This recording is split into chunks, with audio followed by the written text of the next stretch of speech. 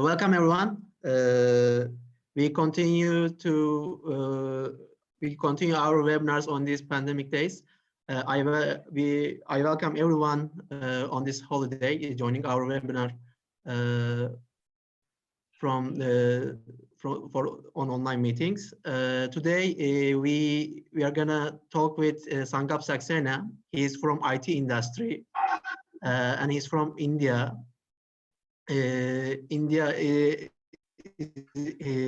long known as has been known as its success in IT industry, and currently they make some transitions from these services to products, and he will talk about his experience and his vision on that. So I leave here the stage to Mustafa. Welcome everyone again. Thanks. Welcome everyone to today's webinar. Eid Mubarak to all. May Allah let us reach the new ones with health, happiness, and peace. Frankly, these webinars became the main channel for me to wriggle out the daily statistical updates of COVID-19. So I want to thank to Bura for these webinars that covered wide range of topics, from history of pandemics to global economics in post-COVID-19, and from logistics and aviations to digital transformations and entrepreneurship in IT sector. I guess Latif Halloğlu deserves a special credit here, and with this opportunity I also want to thank to him. I believe the webinar started with amateur spirit, but it turned out to be a very professional series, something that I don't want to miss at all. Rigorously selected subjects and well-known speakers like today's have made listeners feel unique experiences. Today, we will talk about the evolution of Indian IT industry from services to products. And as you might know, the Indian IT sector has done very well in the services space. And now the ambition is to scale the product side of the things is growing also from $8 billion to $85 billion in 5 years. And we have a very special guest from the source of the evolution, Sankalp Saxena. Sankalp is a seasoned global leader with over 30 years experience in the technology sector, accustomed to inspiring large, complex teams to create world-class and world-leading solutions that deliver transformational results. He is as comfortable at transforming multinationals as with developing and driving startups. Sankalp is currently SVP and MD for operations at Nutanix, where he is responsible for shaping and executing the enterprise cloud leaders' short and long-term growth strategy for India. Prior to Nutanix, he has held a number of senior C-suite and board-level appointments. He was president and global head of aviation business services for IBS Solutions, where he led the company to consistent high double-digit growth. Before that, chairman and founder of Moveo Systems, a leading provider of multi-platform solutions for India's largest enterprises, and global senior vice president with Micromedia and IT Technologies, respectively, and chairman and managing director of their Indian operations, where he was recognized by Harvard for his outsourcing success in his transformation of the company in India. As well as his C-suite credentials, Sankalp has also held a number of senior executive level positions in software, sales and marketing with Oracle and Lucent Technologies, and in manufacturing with Procter & Gamble and Honeywell. He is a passionate tech entrepreneur and leader, and has been named a visionary by industry media for his collaborative e-procurement work. He has also been a guest lecturer at the Stanford University Law School. Sankalp attended the Graduate Business Management program at Stanford University and has an MSc and BSc degree in Industrial Engineering with a focus on supply chain optimization and artificial intelligence robotics from Lehigh University, Pennsylvania. Before I ask Mr. Saxena takes the floor, I want to remind you the flow of the webinar. Q&A will follow Mr. Saxena's presentation, and during his talk, you can write your questions in the chat window. After he answers the written questions, and as time allows, we will unmute audiences, and you can then directly ask your questions to him. Without further ado, Sankalp, the stage is yours. Thank you, Mustafa, for that very kind but very long introduction. I feel I'm much older. Thank you for that. I was hoping you'd take it down to a sentence or two. It's always but again, a pleasure to connect up with you, with Latif, with Adnan and others. It brings back such fond memories.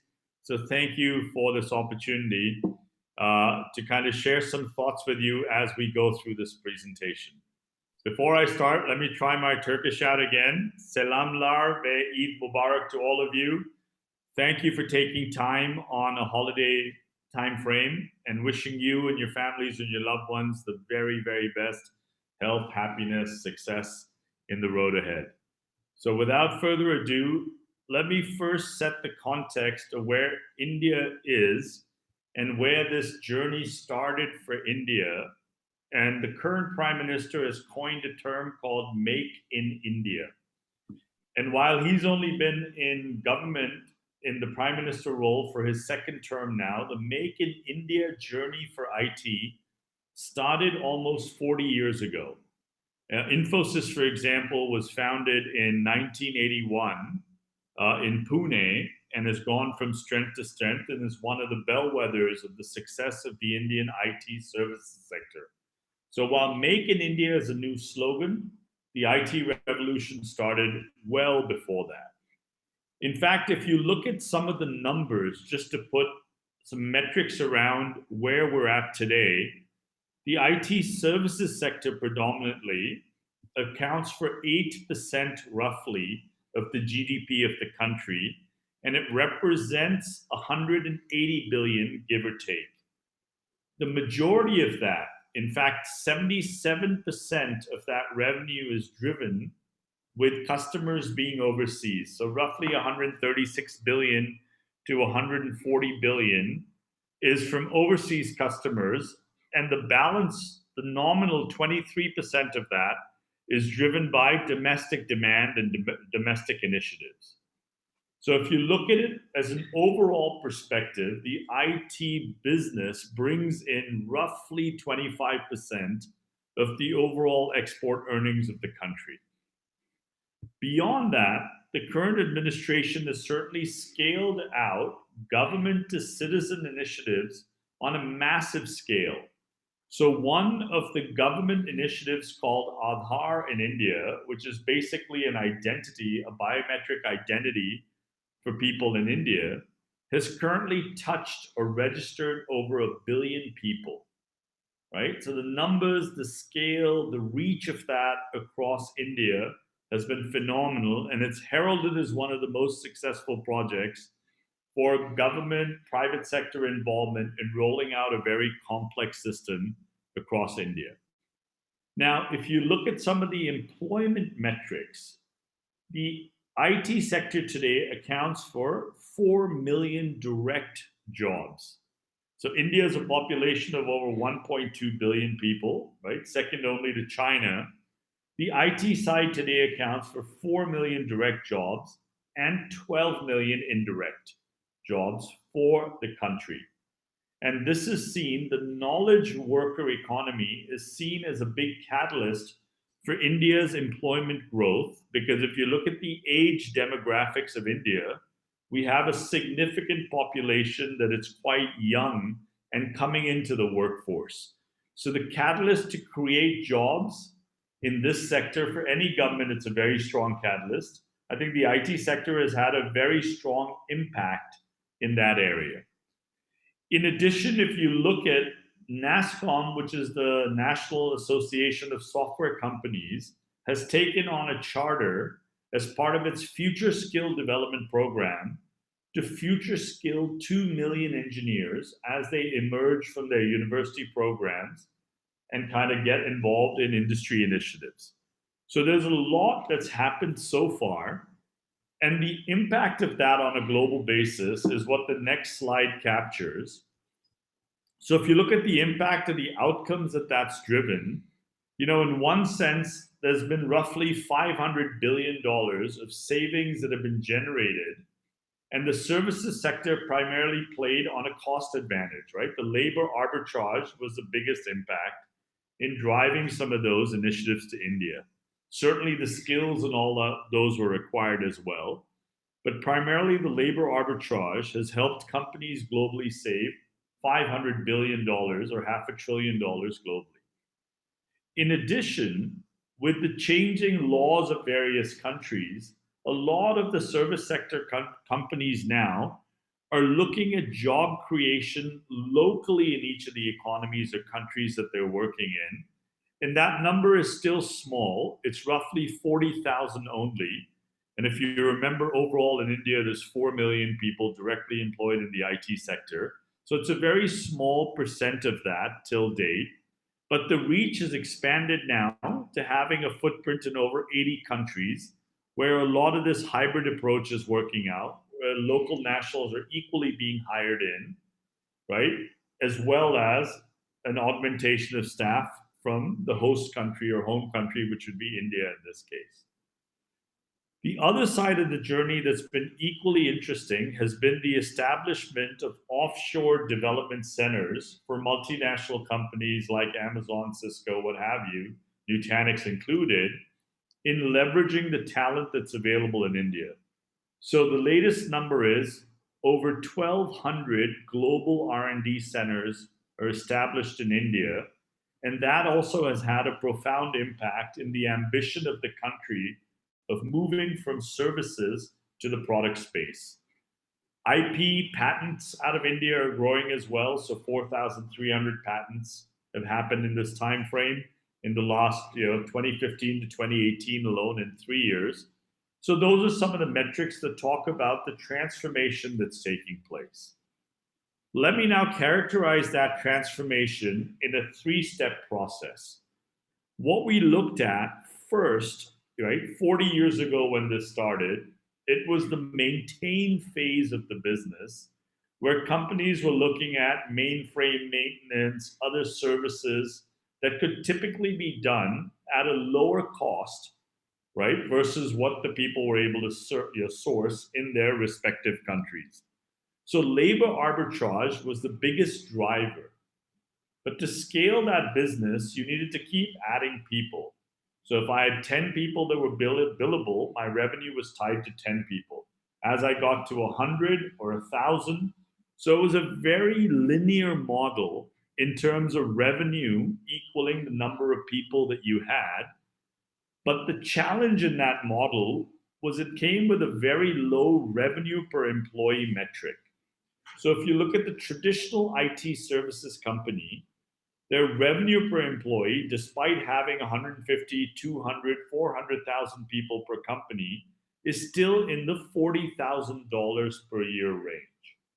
So it's done extremely well, but there are scale issues in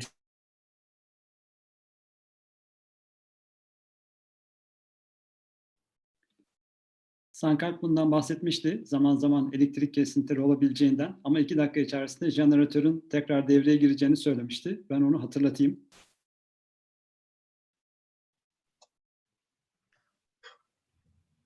Okay, you can hear me. So then we get into the collaborate phase of the evolution, and this was... We have lost your voice. Could you repeat the last 2 minutes? So what happened was, before you passed to the version 2, we lost you.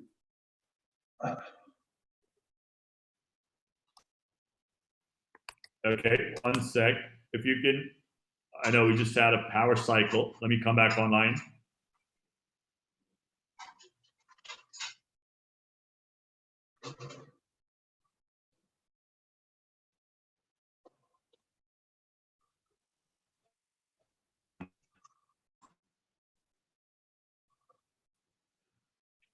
Hello, can you hear me?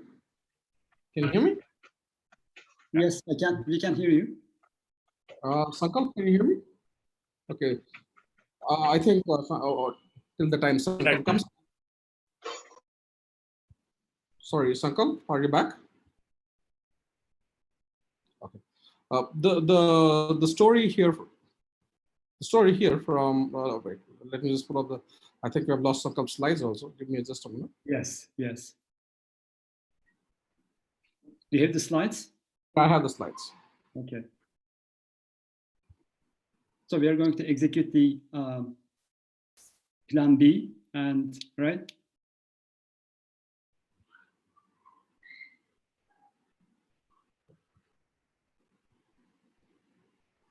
Yes, I can see the screen.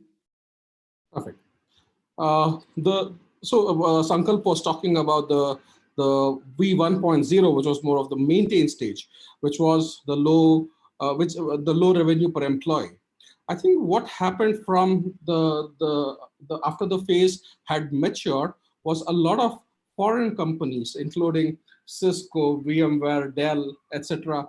They understood that there is a significant amount of talent base that's here, and that's when a lot of ODCs or offshore delivery centers started getting created in India. So these. He's back.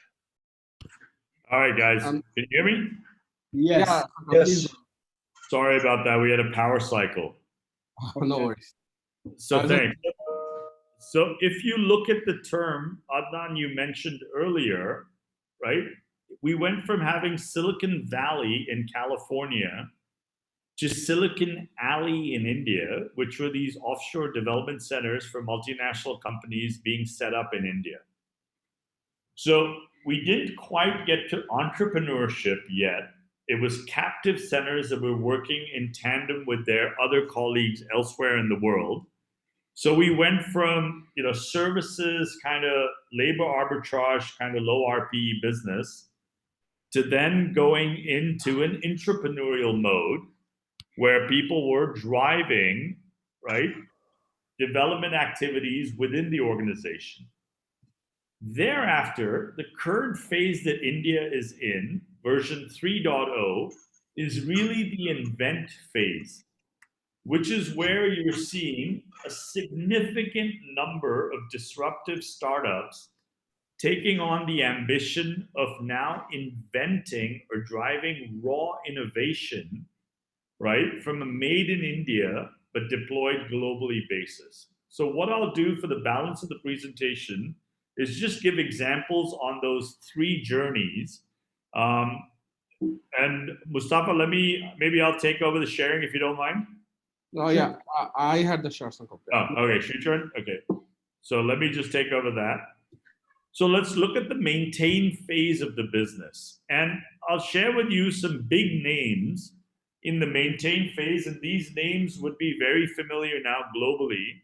Tata Consulting Services, or TCS, Infosys, and Wipro are the three giants in India in one sense. And the first column represents their employee strength from 2010 to 2019. So if you look at Tata, for example, TCS currently employs 424,000 people in TCS alone. And Tata is a huge conglomerate. Infosys has doubled its size in less than 10 years, from 114,000 to 228,000 employees. And similarly for Wipro in one sense, 92,000 to 171,000. So the top three services companies in IT in India account for almost 825,000 jobs. Right? Almost 1 million jobs of the 4 million are accounted for from these top three firms. The middle column represents their revenue in the same time frame. So TCS has grown from 8 billion in revenue to 20 billion in revenue. Infosys from 5 billion to roughly 12 billion, and Wipro from 6 billion to roughly 8 billion. And the last column talks about their market cap or their enterprise valuation. So despite having 425 or 424,000 employees and 20 billion in revenue, their market cap today is at 105 billion, or roughly a 5x multiple of revenue. And the other companies certainly have a smaller multiple if you look at that, right? Collectively, we're talking about 800,000 jobs, roughly, 40 billion in revenue, and 157 billion in market cap. Now, following those companies, there's a host of others, HCL, Larsen & Toubro Infotech, Mindtree, Emphasis, Tech Mahindra, that are smaller in scale, but the story is very similar. It is number of people generating X amount of revenue for a certain market cap, which multiples don't compare to the product sector economy, but the job creation has been significant. The knowledge worker economy has certainly grown. And these numbers are certainly something that the Indian IT sector and others have certainly admired and respected in terms of getting the country to where we are today.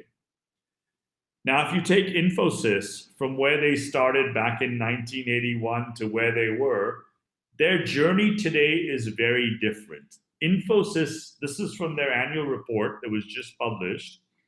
Infosys is transforming itself to look at a piece of the digital kind of disruption area. So the slide shows that almost 40% of their revenue, or roughly $5 billion today, is coming from the emerging paradigms, right? Cloud, for example, hybrid cloud deployments, things of that nature, right? Digital transformations, areas of that type. And as they've scaled, they've continued to maintain a very healthy profit margin of roughly 21%, despite having a significant labor arbitrage or cost savings about providing similar services in higher cost economies, right? So the slide itself depicts a very interesting transformation for a traditional IT services company.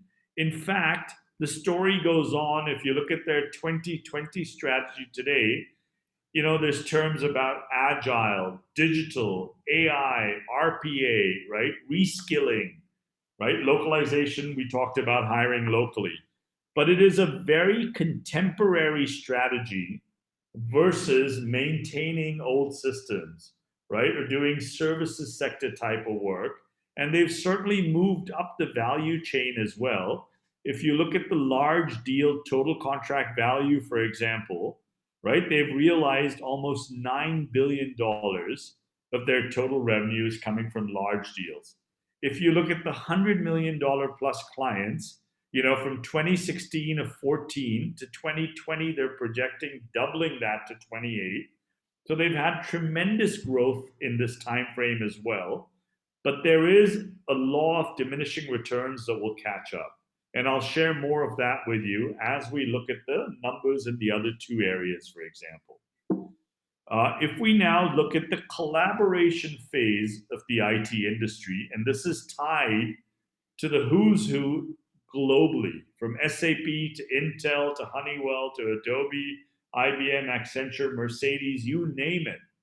Today, India houses more than 1,200 offshore development centers across the logos, right, that you can see there and beyond.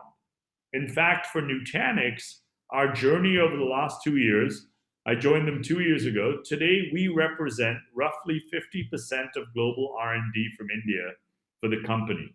And we're a small product company of roughly 6,000 people, right? So half of that global development is taking place from India. Now, I've highlighted IBM, Accenture, and Cognizant by design. Those three companies alone out of India, right? If you remember, TCS, Wipro, and Infosys accounted for roughly 800,000 jobs. IBM, Accenture, and Cognizant account for almost 600,000 jobs. IBM has roughly 150,000 people in India, similarly with Accenture, and Cognizant is approaching 300,000. So the potential, the numbers, and talent being available, right, is very significant. And these are examples about scale that has been achieved, right? But IBM, Accenture, and Cognizant still play with the labor arbitrage and revenue equaling, in one sense, number of people, right? The product pivots are happening with the ODCs coming in. And if you look at the nature of the work that's happened, early days, it was primarily, again, support and services. So very similar to what the IT services companies were doing. But a lot of the global multinationals said, why am I paying a premium? Let me set up my own operations in India. I've learned enough about India, and the term BOT came up, build, operate, and transfer. So it went from support and services, very similar to the IT services side, to then ultimately coming into product conceptualization and ownership, right? So if you look at what Intel does today, for example, or if you look at what TI does or what we do, right? We have inventors out of India on our patent program that not only invent locally out of India, but also collaborate with our US peers and peers in Europe and elsewhere and help create IP and deliver global products that are effectively stitched together for our global customers, right? Without having a bias in what geography that was built in. And that's really helped spur a lot of the talent development and new institutions or universities coming together to help fuel the demand that's been there in the market, right? So a very, very strong footprint of the collaboration journey has happened on the enterprise side. And if you look at now taking that forward, right? In the old days, you would see graduates from the top universities wanting to join a large logo like Amazon or the others that are out there.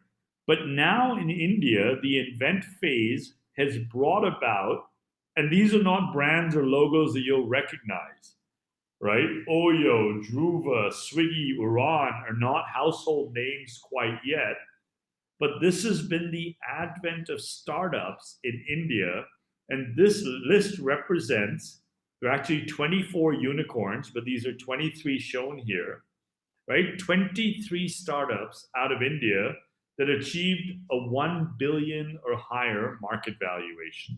It's not in revenue terms, it's in market cap. And that journey really started around 2014, right? For them to hit their unicorn valuation. So a company like Ola had been around for 4 years, InMobi had been around for 7 years, right? And Paytm is on the digital wallet space, for example. Byju's is in the education sector. But the advent of startups and the appeal of drawing a lot of talent into these unicorns became par for the course. So when we now compete for talent in India as global multinationals, we have a new competitor in these startups that is equally vying for talent. Along the way as well, there's large opportunities that are earmarked, for example, in the e-commerce space in India.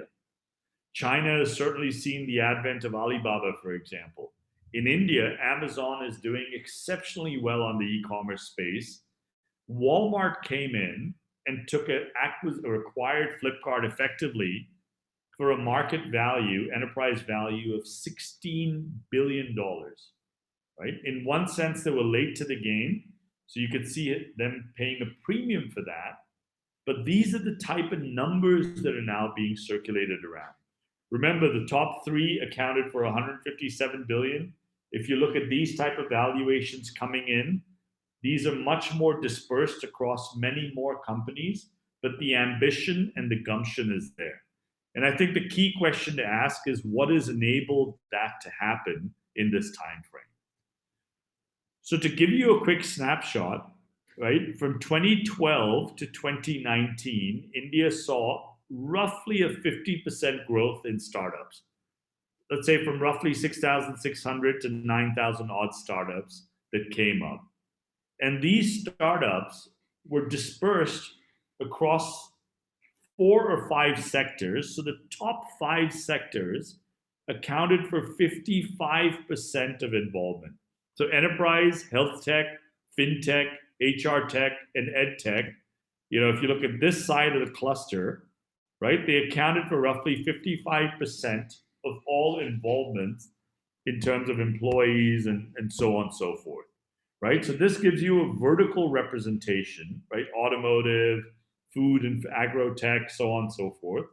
But if you look at the other pivot, which is the areas of technology they're involved in, they're equally in the emerging areas. And that'll give you a different perspective in a minute.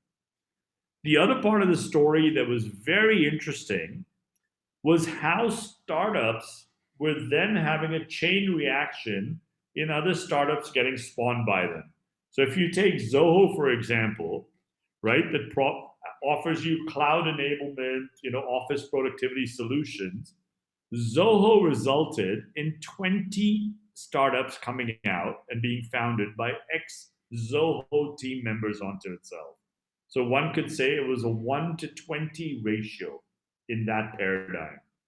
One of those startups, Freshworks, for example, has now resulted in a 1:10 further amplification of new startups from people that were part of the ex-Freshworks team in creating new startups. So this chain reaction has been exponential in growth. It hasn't been linear. And it is not tied to the number of billable people that I have available. It's tied to disrupting a space, a sector, a new platform, a new technology. So this paradigm has really changed the landscape of India from really staying stuck in the 1970s, let's say, of service side, mainframe maintenance type of equations to now driving raw innovation from India and taking that out globally. Now, let's take Freshworks as an example. What we did was we captured a simple case study. So Freshworks in 2010 was looking at, doing service ticket management for customers, right? So if somebody had a product breakdown, warranties, servicing, so on and so forth, right? And they thought there was a need in the market to address that. And they started deploying that on a cloud-enabled infrastructure at the end of 2010, right? And they were really kind of in that journey from 2010 to 2011. They launched out of Chennai, so on and so forth. And by the end of 2011, they had raised $1 million from Accel Ventures to fund and help grow the business. And it's been a great success story to see how Freshworks has gone from addressing a single need in the market to expanding that approach to a multi-product approach, and how that growth for them has helped them scale and become a unicorn, a significant unicorn, in the time span from 2010 to 2017 or 2018 in that sense, right? So they also started doing acquisitions. So the ambition was growing. It wasn't just organic, but it was both organic and inorganic growth. And they went from a single product proposition to really kind of their second product proposition in 2016. And with $400 million in total funding that's been raised and a market cap or valuation of $3.5 billion, they today now have a product portfolio that looks very similar in one sense to what Salesforce is trying to do, right? Or Salesforce has certainly done and achieved great success in, right? So a lot of CRM kind of tools out there, but they're also dabbling in bot-based automation, for example, right? They're dabbling in, a whole host of talent acquisition tools. This is driven off a common platform for them today. So they've gone from really a single product to a platform-enabled solution with multiple modules, so they can effectively get greater share of wallet from their customers by providing a host of solutions that run on the Fresh platform in one sense. And that's been a great catalyst for them in terms of growing and scaling to where they are today. So I think that's a very illustrative example of how startups have taken to this in a very hyper-accelerated manner, right? They haven't had to wait 30 or 40 years to derive or create that value. But having said that, there clearly is a very high mortality rate also in startups. So we're showcasing some successes here, but there have been numerous more failures, and startups are par for the course, right? High risk, high reward, high mortality rate. But culturally in India, in the early days, people have lost that fear of joining a company and seeing it fail, right? There's like in Silicon Valley, it's a badge of honor in one sense of having been in a startup, giving it everything you've got. Now, whether it succeeds or fails has no bearing. In India, culturally at times, I think we had to cross that bridge. And that bridge has been very successfully crossed with companies like Freshworks and others. The other key catalyst that really enabled this massive amplification or unleashing of value and ideas was access to capital. And this chart shows you the type of PE VC investments that took place in India from roughly 2015 to 2019. And the blue bar is the dollar quantum. So in 2015, there were roughly $18 billion of PE VC investments in India in startups. And now that number has more than doubled. So access to capital, or VCs and PEs, you're looking for opportunities and funding to that, certainly has helped drive the growth as well. The bubbles in black show you the number of deals that took place. So you won't see an exponential spike in that, but you'll see kind of a steady state of roughly, let's say, 800 to 1,000 deals being funded year on year, but the ticket sizes have certainly grown, right? So if you look at Druva, for example, right, $211 million in funding, and they're doing a lot of, backup and storage, secondary storage and stuff like that. If you look at Big Basket, for example, they're an online grocery chain that delivers groceries home. And they've closed $885 million in funding sitting out of India, with primarily an India proposition for their go-to-market, right? So it gives you a glimpse in terms of what is happening in the startup ecosystem and why that ambition has come in, because access to money has certainly become easier, which was very difficult in the early days out of India. Not only has access to capital been enabled by the VCPE community, a lot of the global multinationals have scaled up their ambition for India as well. So if you look at VMware has announced a commitment of $2 billion, right, by 2023. Today they have roughly 6,000 employees or so in India, right? But they're looking at growing that investment by scaling across other cities in India. And $2 billion is a significant announcement that Pat Gelsinger just made 6 or 9 months ago when he was here in India with Michael Dell. Amazon similarly has talked about $1 billion coming in.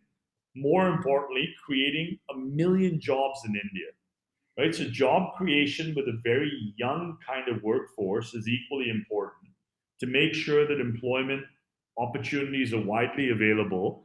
And in Amazon's case, not all of these certainly will be in the tech space.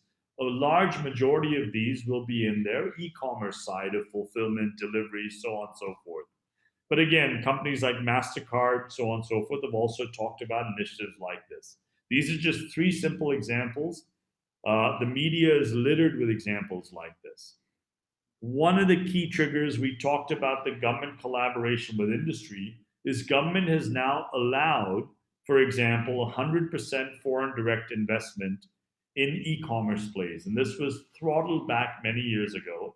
But with the ambition, I think there's a newfound confidence for the government to say that we can have full ownership of investments in e-commerce, for example, and several other sectors to create a stimulus for people to invest more in India. If you look at the PEVC side, we talked about roughly $37, $39 billion, right? The government, the breakdown in this is less material. The government is trying to triple that to $100 billion in the next 2 years, right? And that itself will be a huge catalyst for a lot of new logos coming up in the 3.0 invent incarnation of India for the IT sector. Now, the key question, and we were talking about this earlier before we started the conference, one of the key questions was there was a lot of saturation, and we talked about Bangalore being Silicon Alley, right? Bangalore, Mumbai, and Delhi were the 3 epicenters of a lot of talent being moved from all over the country, because that's where the job opportunities were. A lot of congestion, cost of living being higher, so on and so forth.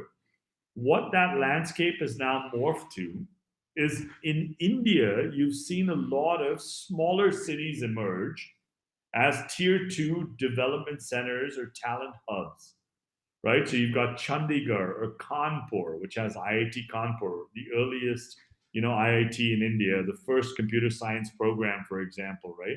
You've got Calcutta, Hyderabad, some of the smaller cities, Trivandrum, as we know, in Cochin from our IBS days, for example, had a lot of good talent available. So talent availability has now been dispersed all over India versus having a saturation in only 3 geographies, right? Or 3 cities in India. And that certainly helped because people don't need to lift and shift to find a job anymore, or they can be closer to home and find an equivalent opportunity that pays well, that challenges their intellect, so on and so forth, right? So that's also been a great advent. And what's enabled that to happen in India in one sense has been the telecom revolution. And I want to talk specifically about one example, which is the Jio revolution. So Jio was a platform that Reliance Industries set up, Mukesh Ambani and Group. And they set this up with a very large ambition for this to be a technology platform focused on digital services, right? Content syndication, broadband, smart devices, edge. Their ambition is phenomenal.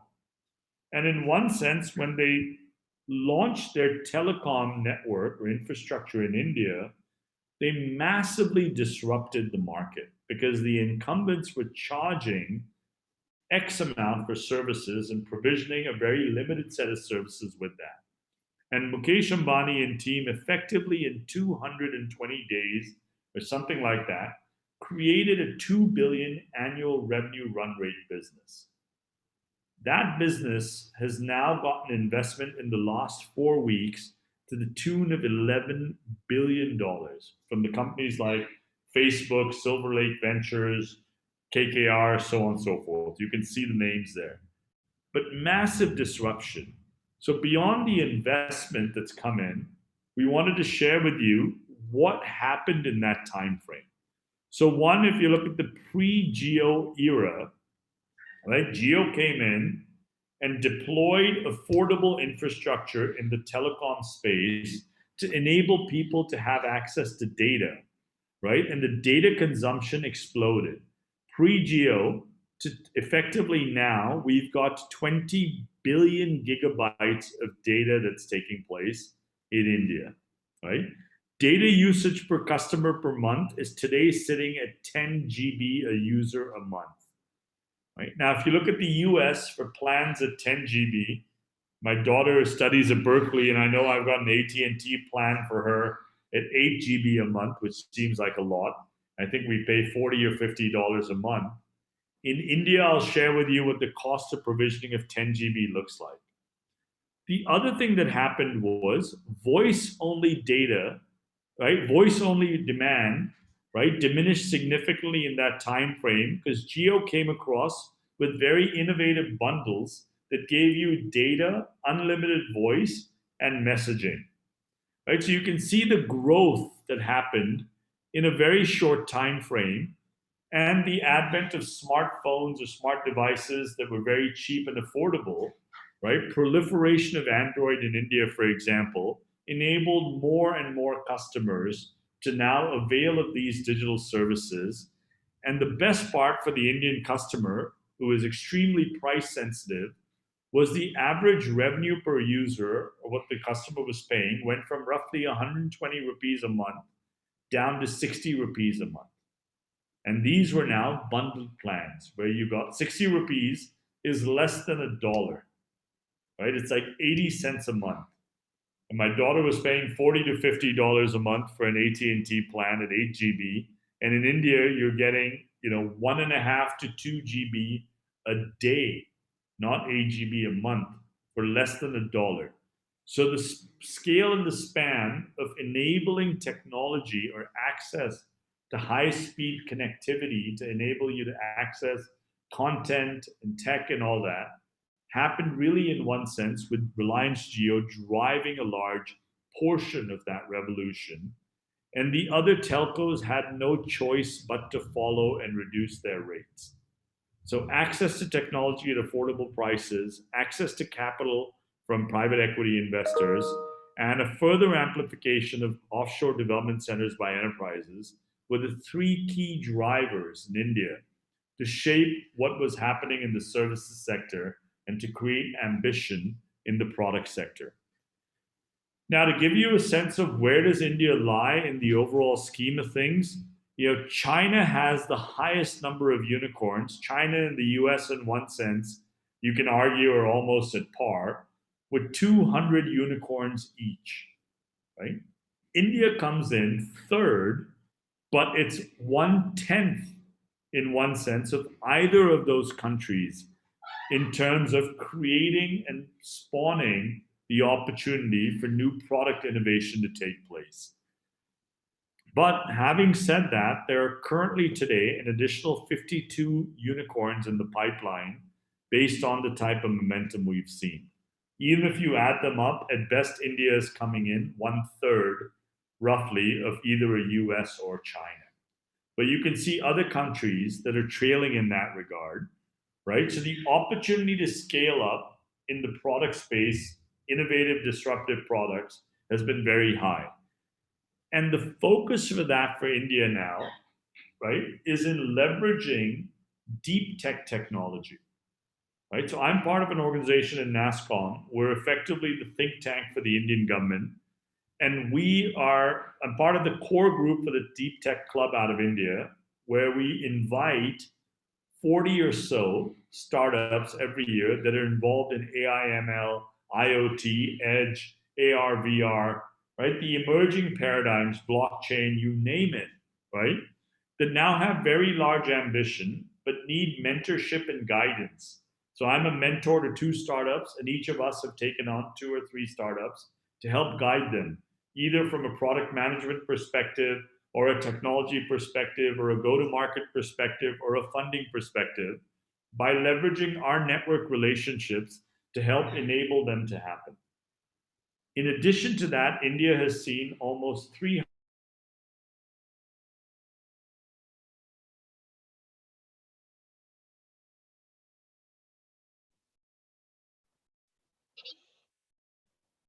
Düştü galiba değil mi?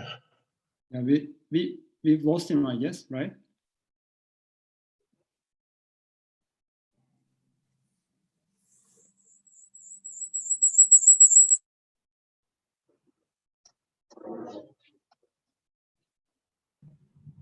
Yeah. Okay, back up Let me now. let me just share my screen.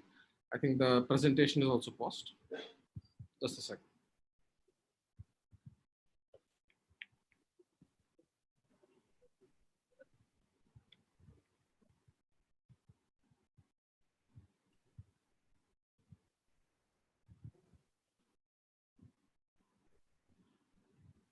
Can you see my presentation? Yep. Yeah, it's there. This is yours? Okay.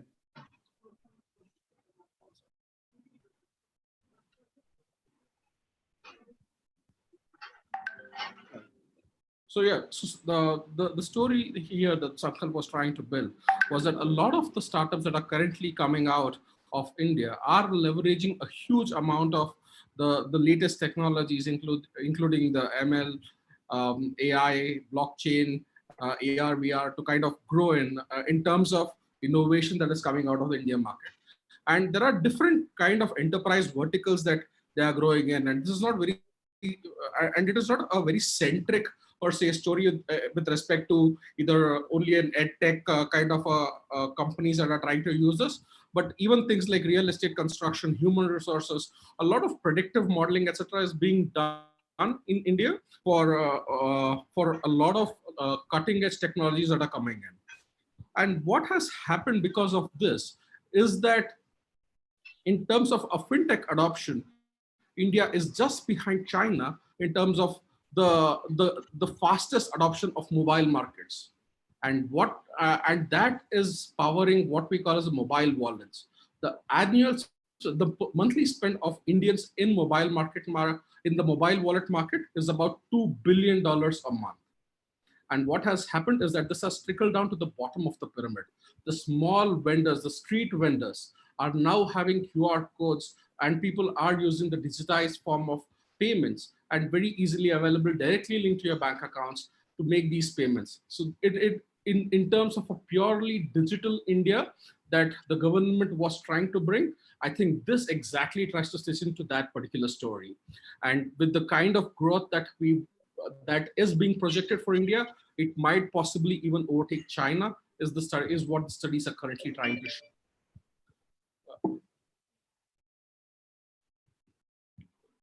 Going ahead, so like I was trying to talk about the importance of government in creating a digital economy, I think there have been a lot of the government to citizen kind of initiatives that have come in the recent times, and there is Aadhaar is an equivalent of a social security number in the United States. It's basically trying to map every particular individual in India to have a digital presence. So in terms of enrollments, there are about 1.2 billion enrollments that have been made on Aadhaar since till October 2019, and this is also used as an authenticating platform for a lot of things, like your to file your income tax, to know who you are. This is being powered by the government to ensure that there is a complete digitization of the citizens' data repository of sorts, and the citizen can use this to authenticate himself or herself at the different government touch points, like be it when you want to file a tax return with the tax department, or if you want to get a license with the road transport department, etc. What is also very interestingly come out is the UPI, or the Unified Platform Interface. The Unified Platform Interface. Sorry, go ahead, Sankalp. Can you hear? Yeah, no worries. Thanks, Trent. So again, if you look at, sorry guys, India is still in that developing phase where every time it rains in Bangalore, the power cuts several times, and we end up restarting our networks. So I apologize for the same. So yeah, Srichern, just go back one slide. Right, so if you look at the government to citizen initiatives, right now, the reason why Aadhaar was so successful was it used some very secure authentication protocols of retina scanning as well as authentication. So this was something that had to be done with the physical presence of the applicant, and just kind of visualize 1.2 billion people being mapped into a secure interface, and then enabling downstream transactions to take place. So, know your customer mandate. So you have to know who the person is who's applying. You can walk into a telecom store and apply for a cell phone without taking a host of documents to verify who you are and having a lag time. You simply put your thumb on a biometric scanner, it authenticates you, and you're given that product or service immediately, right? So it's a very interesting scenario where the government's ambition, similar to what Hong Kong and Singapore have done in one sense, in taking digital citizen initiatives to market, the government in India has very successfully deployed this and scaled it, right? So it's a huge success in that sense. Now, yeah, go ahead to the next slide, Srichern. Now, if you look at where we are, and where we started from in 2014 to 2019 to 2025, so basically in 5-year multiples, right, the number of startups who've achieved unicorn status in one sense grew 5-fold from 5 to 24, and is slated to roughly grow 5-fold again, right, or 4x, 5x. The numbers are speculative. And again, in terms of creating opportunity for employment, but more so in terms of creating disruptive innovation that will drive global kind of value creation, the services economy in one sense cannot keep pace with that, right? And I think the next slide, Srichern, illustrates the why behind it. So Ravi Shankar Prasad, who is the Minister of Information Technology, Communications and Electronics, really threw the challenge to NASSCOM to say, how do we build from 8 billion to 80 billion in 5 years? And the why behind it can be captured or represented in these 4 companies. So if you remember early on, I talked about TCS, Infosys, and Wipro being the giants in the service sector economy. The 3 of them combined represent $40 billion in revenue. Now, if you take Wipro, for example, on its own, it's around 7-8 billion. We'll say they're $10 billion in revenue.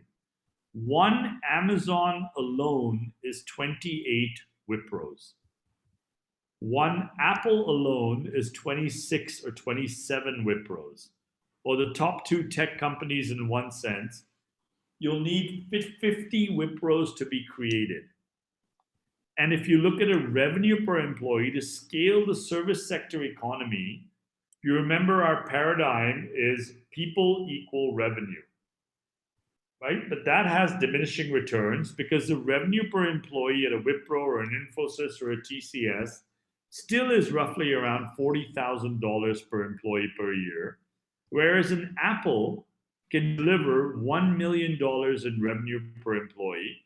In one sense, they have a far smaller employee base and a far larger realization of value. So when Ravi Shankar Prasad met with us and threw this challenge to us as part of the NASSCOM Product Council, his goal was to see how do you create one such or multiple such product companies to enable India to participate in a more meaningful manner without having a dependency on the number of people available, right, to scale product-based revenue. And these valuations themselves, gone are the days of billion-dollar valuations. We're talking about trillion-dollar valuations. And there's speculation or bets being taken as to when Jeff Bezos personally becomes a trillionaire. It was just, right? The numbers have changed, and the opportunity for growth in the product sector is significantly higher than what one can ever do by coupling people over 1 + 1 + 1 + 1 + 1, right? So despite creating 800-some thousand jobs in the service sector economy by 3 employers, they were only able to deliver 40 billion in revenue, right? But the product side sector is not curtailed or contained by those paradoxes, right? So there's far greater amplification. And I think the government of India has said, let's build on the success of the product of the service sector economy, now apply those paradigms with the learnings from the offshore development centers that are running successfully from India, and then creating product innovation that can then be taken globally from India, right? And that's really the catalyst beyond the journey that we're on right now. But it's taken 30, 40 years. It hasn't been easy by any stretch of the imagination. Skill sets were not that polished when the Indian IT sector started. So a lot of us had to spend a significant amount of time and money in training employees, but those days are well behind us right now. So if we look at, Shrita, on the next slide, if we look at the key transformations that enable a country as complex and diverse as India to achieve this transformation and creating value, the first one was clearly having talent available, not in any one location, but across India. There's a host of good universities that have come up all over India, right? So people can attend and have access to engineering degrees and programs and mentors and faculty all over India, while there still tends to be a bias on the tier 1 universities for certain companies like ourselves to hire talent from IIT and BITS and all that. There are very good schools that are producing some phenomenal engineers for which there's clearly a demand, not only in the large scale companies, but also startups today. The second one we touched upon was having 1,200 plus Silicon Alley companies based out of Bangalore, Pune, Hyderabad, Delhi, so on and so forth. And that enables, the amplification of best practices that global multinationals are certainly building software on and delivering world-class products on. So those best practices as employees leave us and go into the startup culture, for example, certainly are carried forth with them. The third one is just is enabling technology to get proliferated at the lowest common cost, right? So the geo revolution, in one sense, enabled anybody and everybody in India. India today finally has a teledensity of over 1 to get access to enabled content, solutions, services, so on and so forth. And the last one, yeah, go ahead, Sricharan. The last one was clearly having a very favorable climate from the government side. So the government's ambition in supporting this journey and giving a voice to industry to kind of be part of that journey certainly has been one of the most enabling drivers, not just in the last 5-10 years, but certainly on a period longer than that.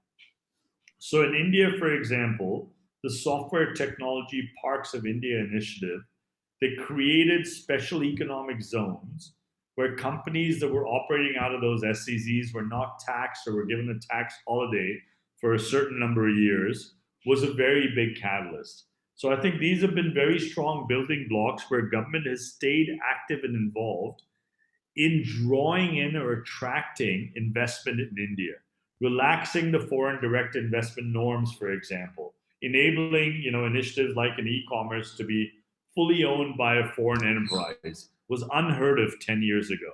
So I think that journey and that confidence has been underpinned by not only the private sector, right, but certainly the capital markets and providing access to capital, and the government getting more and more ambitious and supportive in initiatives. But to share with you how this journey started, I think the next slide summarizes this best. And this was when Texas Instruments set up their first offshore development center in Bangalore way back in 1985. They had $1 million communication satellite get delivered on the back of a bullock cart. So you can imagine, a buffalo or a cow cart or whatever delivering $1 million telecommunications satellite for TI. So I think the paradox is amazing, where India has gone from 1985, to now. And I think the ambition and the optimism is certainly at a very large tipping point. So with that, I think that's the end of our presentation. Would love to get your thoughts, your questions, and just help, would love to get your insights on what ideas you have as well. Mustafa, back over to you. All right, Sankalp. Thank you very much for the presentation. I heard very impressive evolution story, and it took only 1 hour, which covered almost 40 years. Thank you very much for that one. It was definitely an eye-opener for me. So the initiatives like Geo and the startup spawning models were very interesting as well. So I'm checking the chat window now. So far, I have not received so many questions. If listeners have questions, maybe we can unmute them, Latif. And if someone wants to ask questions, they can directly ask maybe. Until a question from the listeners, maybe I can ask you. Yes. Yeah. Go ahead. Mustafa, I have actually tons of questions, but let me just start with a few of them. It was a great presentation, Sankalp. I believe it was teaching us how a transformation in a country at the size of India can be successful in such a short period of time. The first question, if I go, I have too many of them, but the first one, you said 25% of the export comes from IT for India. I wonder, what about the value add? I believe the value add might be even more. We can't hear you. Sankalp, your mic is off. Yeah.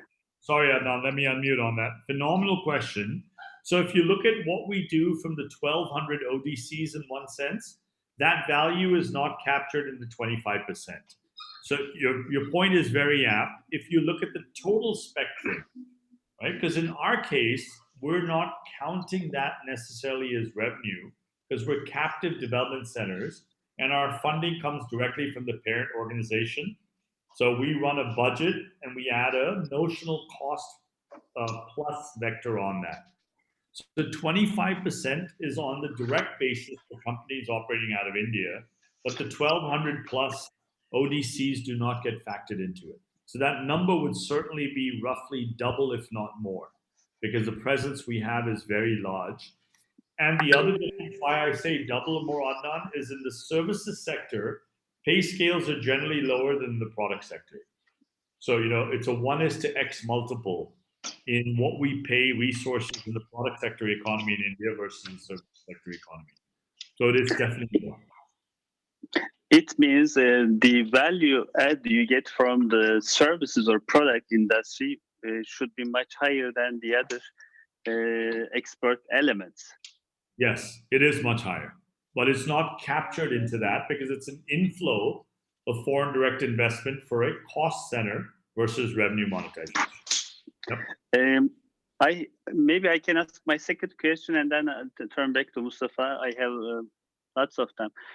Just yesterday we had a panel as well, again on the startup ecosystem, and what we were mentioning that if you look at the big US companies like Google, Microsoft, and IBM, you name the others, I believe tens of them are led by Indian talents. I mean, the professionals. Yes. I just want to hear from you. What is the magic behind this Indian, let's say, the professionals to take those positions? So I think it's the question, or in terms of why that appetite has come in, is one, that access to information and seeing the realization of value, right? You've hit upon Google, Amazon, Apple, so on and so forth. They all started from nothing, right? It was a green field in one sense. Every company starts from ground zero and builds from there. The appetite for risk and the opportunity, Adnan, today in the Indian IT market is so large that any engineer at any point in time, any good engineer, let me qualify that, will have one or more offers sitting with him at any point in time. So there's no risk of failure, right? In fact, it's seen having a startup and either having succeeded with that or failed in that is certainly now a badge of honor in India, whereas in the early days, 10 years ago, people were far more conservative.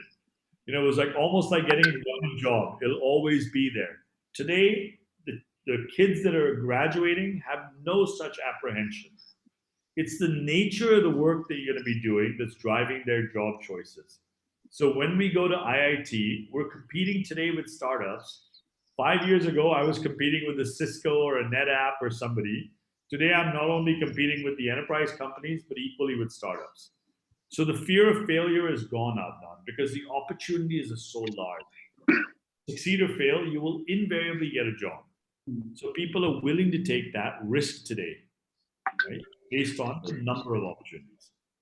Just one addition to this answer. I mean, the perception for the Indian IT folks is that they are, low profile and doing, let's say, the not good business, especially in Turkey. And this is what I was arguing with my colleagues. Right.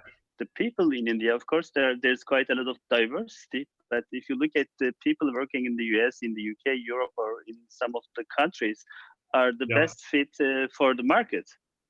And we cannot generalize this perspective. And I believe you have quite a huge population of IT folks that doing those kind of businesses. And of course, the quality may vary, but I believe it's still moving in the positive direction. Yes, it is, Adnan. And you're seeing a lot of, in India in the early days, there was a term called brain drain, where a lot of people were leaving India to go to the US and other places to find jobs, right? And I think today, if you look at some of the largest US tech companies, Adobe, Google, Microsoft, so on and so forth, right? The leaders of those companies, right? Sundar Pichai, Satya Nadella, right? So on and so forth, are people of Indian origin who had left very early for education and had, kind of taken on the US as their new home. And now you're also seeing an influx of a lot of people that are also coming back based on the opportunities that are equally available. Because the nature of the work is very different. So that has really pivoted it, right? In one sense, if you look at our top talent out of India, Adnan, we will have no bias in what we pay the top talent out of India versus the US. So at times there are family reasons to come back. Parents are getting older, so on and so forth. Or they want to bring their kids back to expose them to the culture or whatever, right? So there isn't as much of a compromise today as there might have been 10 or 15 years ago, because opportunities and associated compensation is at par for the top talent elsewhere in the world, right? So huge catalyst in that sense. Thank you. Thank you for the question.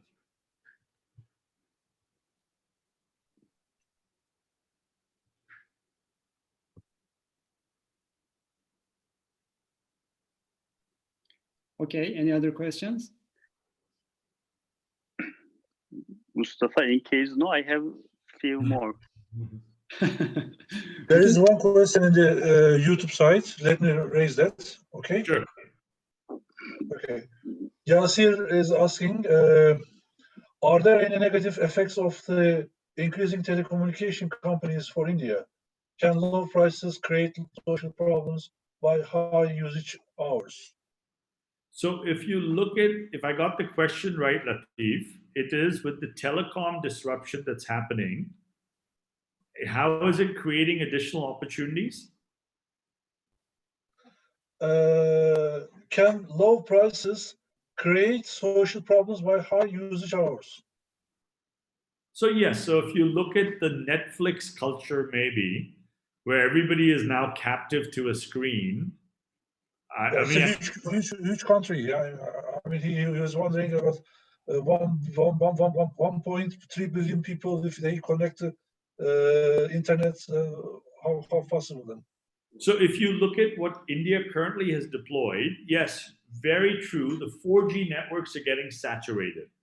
There's absolute saturation that's taking place.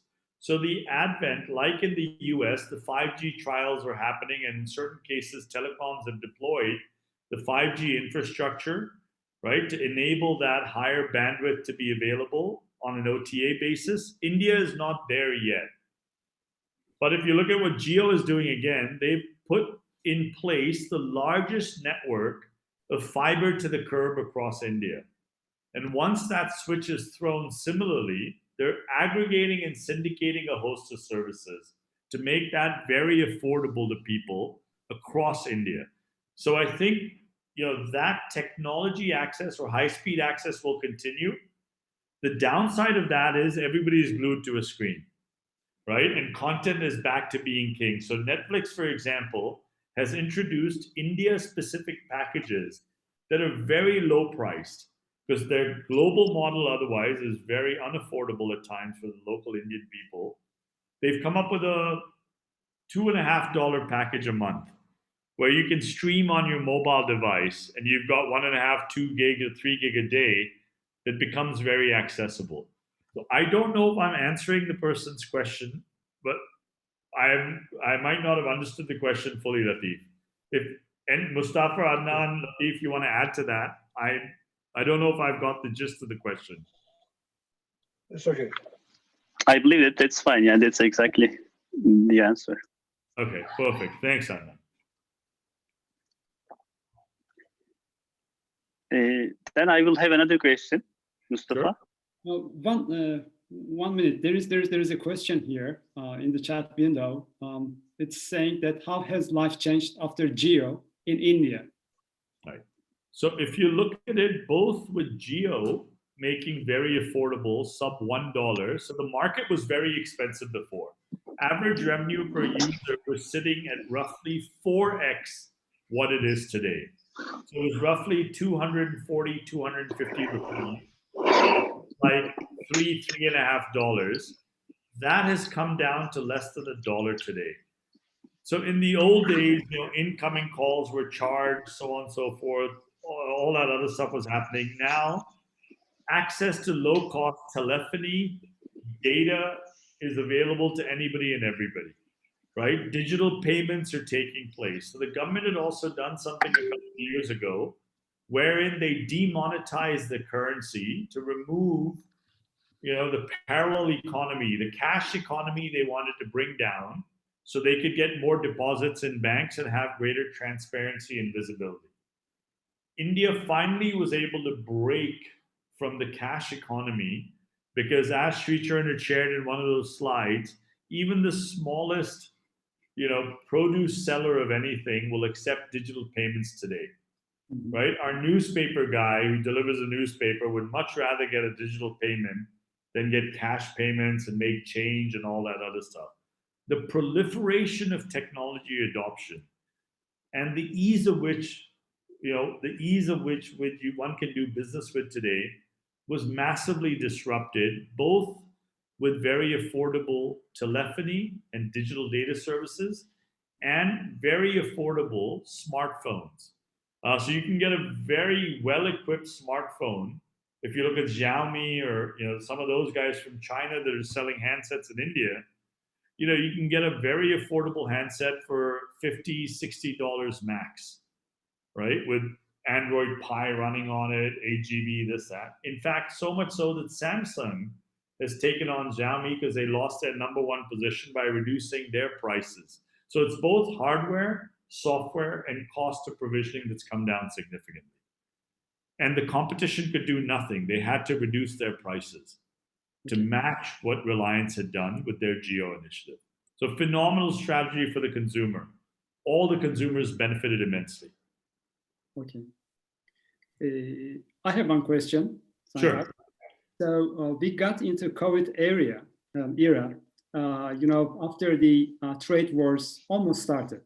Yes. Now people are talking about regional supply chain models. Yes. Right? Localization instead of globalization. How do you think that this change will have an impact on India's IT vision? Interesting question in the context of IT, Mustafa. So if you look at what's happening, right, for us, for example, globally, due to COVID, we've gone to a work from home paradigm. Now in the US, that was better accepted because it had been around far longer. In fact, Sun Microsystems, from many decades ago, had advocated for that. In India, for us, that was a new paradigm for our workforce, right? To kind of get accustomed to working from home. In one sense, there were many more disruptions taking place. Now, having said that, from March to now, in one sense, a lot of the tech workers have come down the learning curve and are very comfortable, right, in working from home. So we measure productivity. We have not seen at this stage a negative impact on productivity.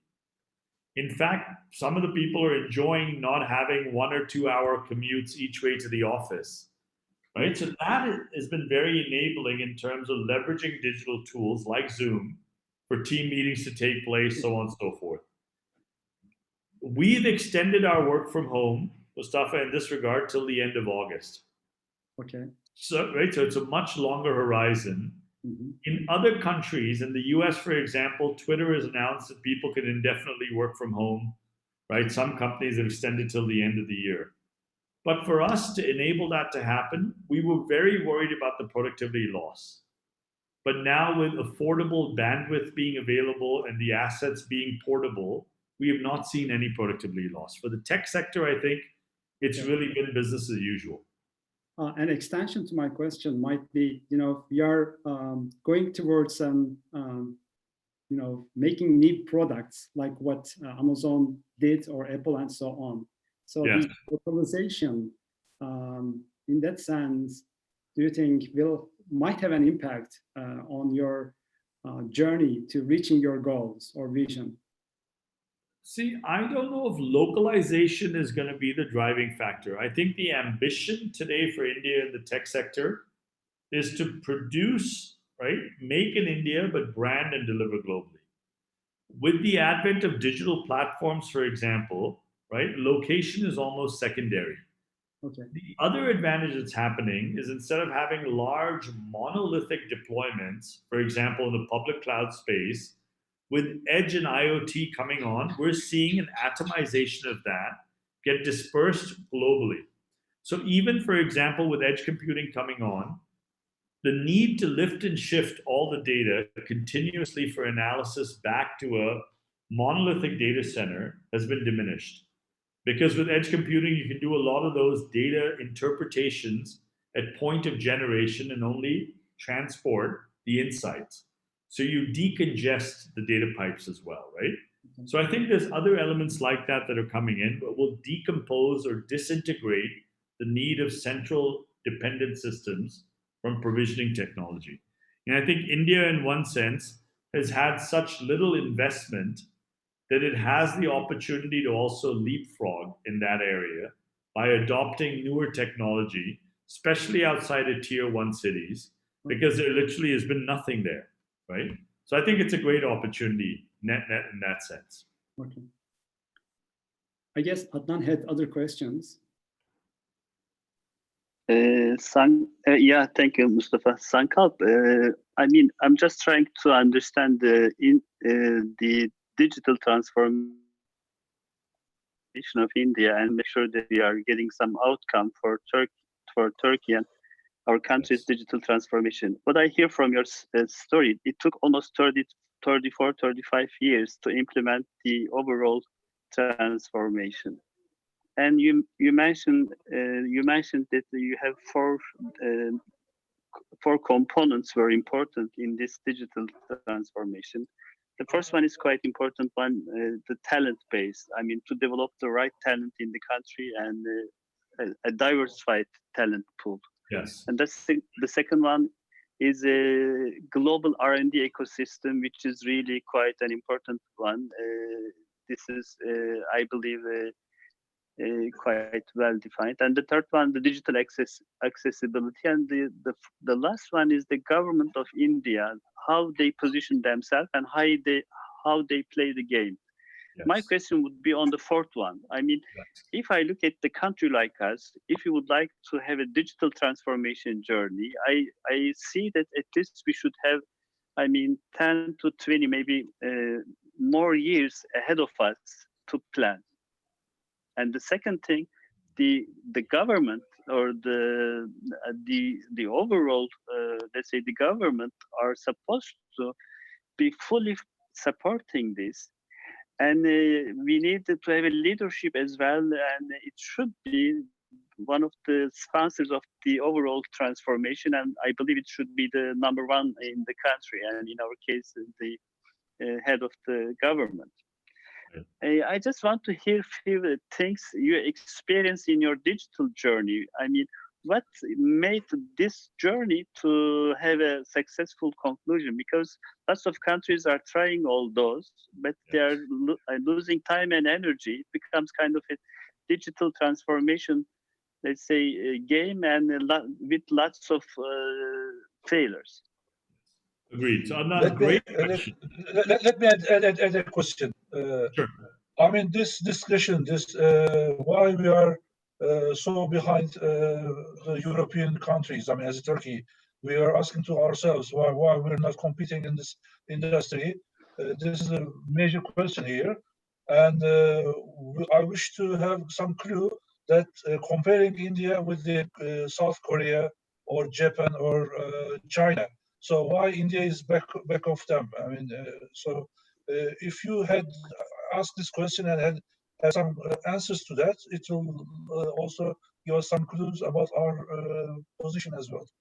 So both phenomenal questions. I think there's a lot of similarities between what opportunities can be created in the knowledge worker economy from what India has achieved, along the similar lines of what Turkey can certainly do, and leapfrog economies, because Turkey would not start that journey today in the service sector economy necessarily, right? There's so many new emerging, right, digital technologies or deep technologies that are coming out, where you would not be bound by the number of people that are available. You'll be bound by the depth of experience that that product can disrupt, right? But Adnan, to your question, first and foremost, let me put it in a very politically incorrect way. The Indian IT economy and companies are where we are initially, despite the government, because the government was making it very difficult. It was very bureaucratic. There was lots of overhead and baggage that we needed to file and comply with, right? A lot of friction was there, Adnan, right? Despite that, the economy saw, or the companies saw, greater benefit based primarily on access to great talent, right? That we could still invent and innovate and put up with the bureaucracy because there were greater benefits coming out of it. Fortunately, what's happened is that friction over time, progressively administration to administration, has come down.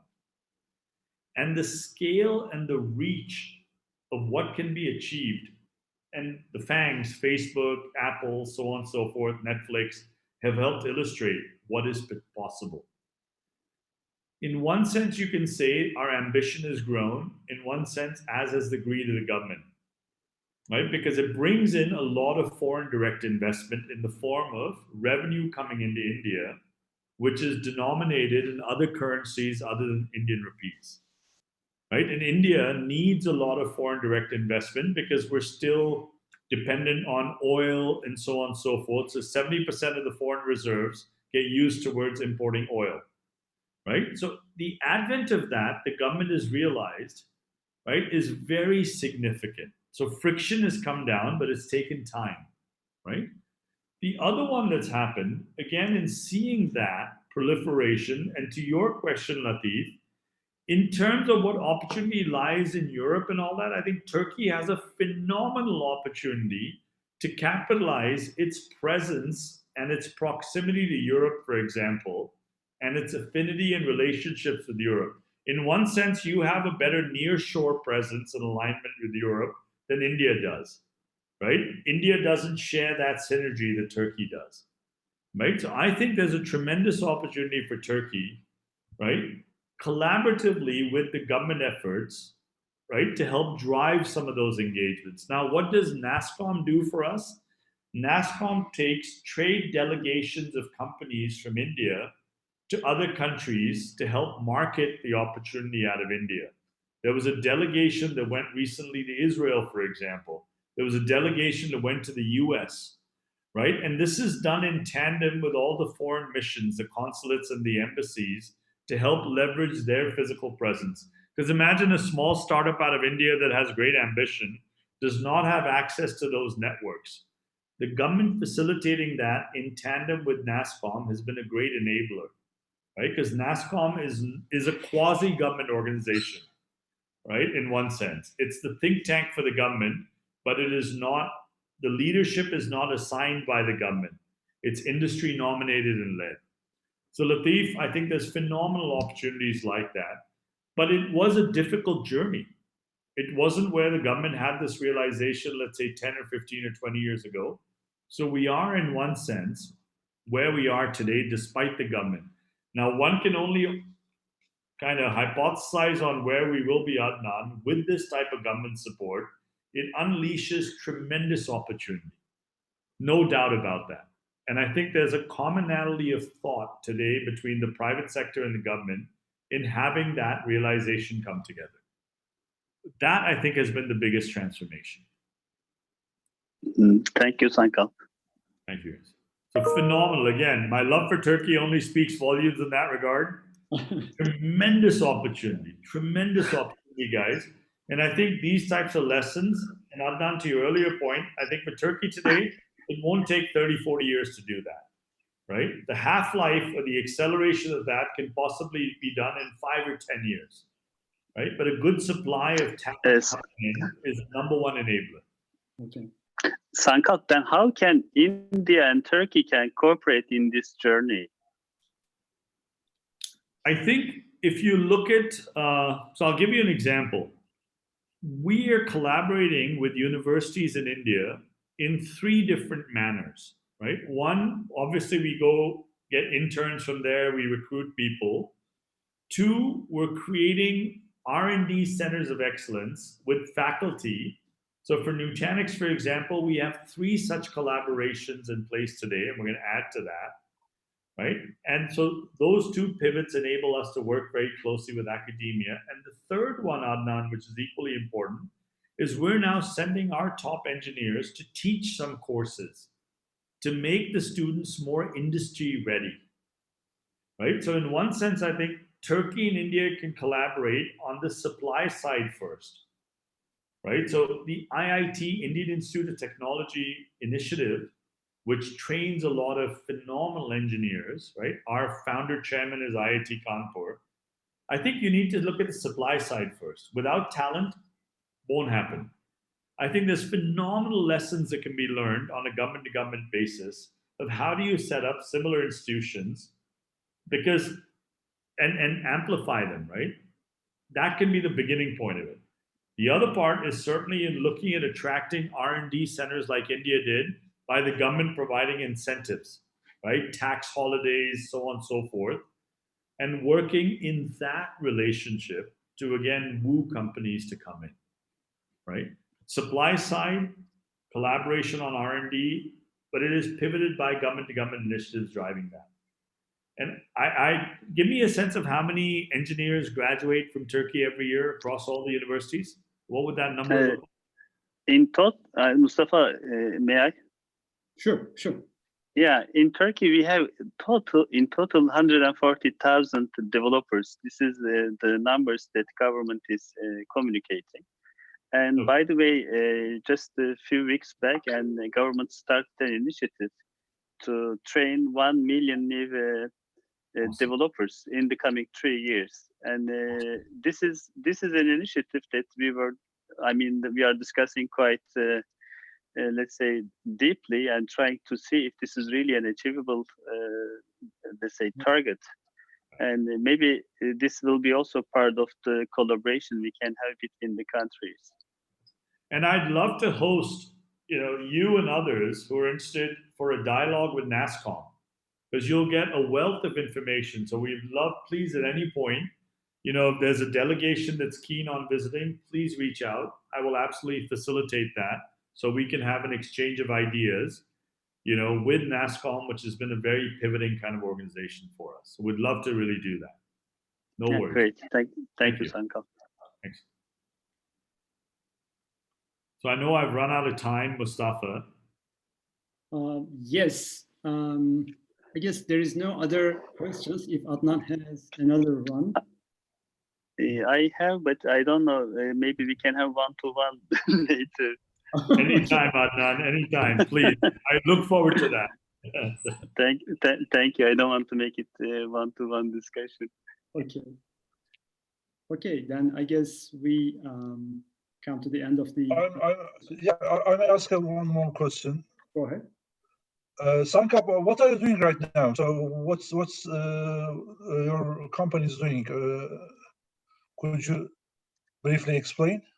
Yeah. So Latif, we invented a category called hyper-converged infrastructure, the HCI, which looked at network, compute, and storage converging into, desktop-size appliances that could then scale on a unit size of one. So HCI was our initial advent, and we started simplifying the complexity of on-prem deployments from managing infrastructure. So we were able, Nutanix really started the journey of making infrastructure invisible for companies on the on-prem side. We've since then added to our portfolio, where we're now the leading providers on the hybrid cloud strategy of solutions to enable companies to deploy both private and public clouds and manage them from a single pane of glass, manage that complexity seamlessly so they can enable both their hybrid cloud and multi-cloud strategy to take place. So Nutanix is a 10-year-old company that was founded by Dheeraj Pandey, who was a brilliant engineer from IIT Kanpur, who had the ambition of simplifying and removing complexity by enabling consumer-grade appliances like the Apple experience to let IT administrators manage some very complex environments. We're a small company. We've been fortunate to be the fastest to grow to $1 billion in revenue. Our ambition is to certainly scale that further. But we're 6,000 people strong, give or take, on $1 billion plus in revenue today. Okay. Thank you. Thank you very much Thanks. For your presentation as well. And I look forward, Latif, to coming back to Turkey and having some wonderful cream baklavas or milk baklavas with you and all those wonderful. Anytime. Sankalp, thanks a lot. It was really great to listen to you. Thank you, guys. I really appreciate your time. Eid Mubarak again to you and your families. And please reach out anytime. It would be wonderful to get a team from Turkey to come and come to India and visit with us as travel comes back in and have a dialogue across the table. Give me a chance to host you in India. I would welcome that opportunity. Thank you. Thank you very much. Thank you very much for your time. Thank you, guys. Thanks, Mustafa Bonri. Thanks. You're welcome. Bye-bye.